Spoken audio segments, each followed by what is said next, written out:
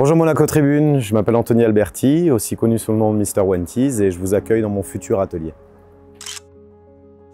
Cette œuvre s'appelle Jars. C'est en fait au lieu de Jaws, qui est à l'origine une image très pop et connue, qui était l'affiche des Dents de la Mer, où en fait l'idée on voyait un requin qui venait dévorer un humain. Là l'humain a disparu en fait de la surface et ce requin n'est plus un requin mais une bouteille en plastique.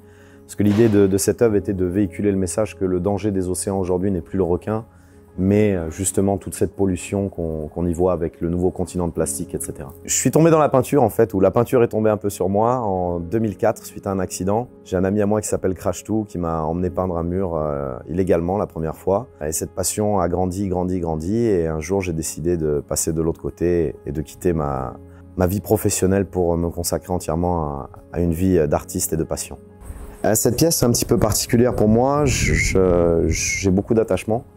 À savoir que cette pièce s'appelle le Graal. Tout le monde connaît la légende du Graal, comme quoi le calice dans lequel le Christ aurait bu serait le Graal. Et en fait, j'ai décidé de réaliser le Graal d'aujourd'hui et de demain. C'est une œuvre qui a quelques années maintenant, où le Graal ne serait plus le contenant, mais le contenu. Aujourd'hui, ça a encore plus de sens avec toute cette sécheresse qu'on voit autour de nous. C'est juste en fait une inclusion d'une bouteille d'eau à l'intérieur d'un bloc de métacryl de méthyle. Et en fait, l'idée, c'est de se dire que figer l'eau, figer quelque chose qui a une importance, parce que peut-être demain, l'urgence, ça sera ça, en fait. Donc l'idée, c'est d'essayer d'éveiller les consciences par rapport à des choses qui nous concernent tous.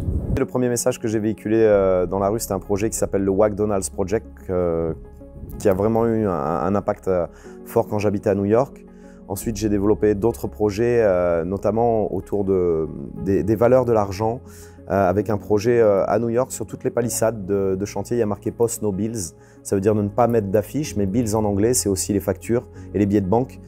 Donc, cette œuvre est issue de la fameuse série Post No Bills, Post No Bells, où j'avais décidé de mettre en lumière des leaders de la pensée, à savoir que la personne qui est illustrée là, on en a beaucoup parlé. Tout le monde a son nom au bout des lèvres, mais personne ne sait réellement qui il est. C'est Alfred Nobel. Donc l'idée, c'était de mettre aussi en lumière donc, le premier, celui qui a donné son nom au fameux prix Nobel, et d'où le nom du projet Post No Bills, Post No Bells. Ne pas mettre de billets, mais mettre des prix Nobel sur les murs pour entre guillemets, véhiculer une valeur différente que celle de l'argent. Je suis heureux de faire ce que je fais aujourd'hui. J'étais dans une vie qui ne me correspondait pas réellement. Aujourd'hui, je fais quelque chose que j'aime.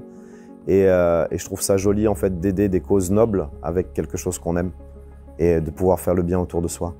Créer cet atelier-là, c'est une ouverture différente sur les autres, c'est créer des échanges, des ponts entre différents artistes, différents pays, etc.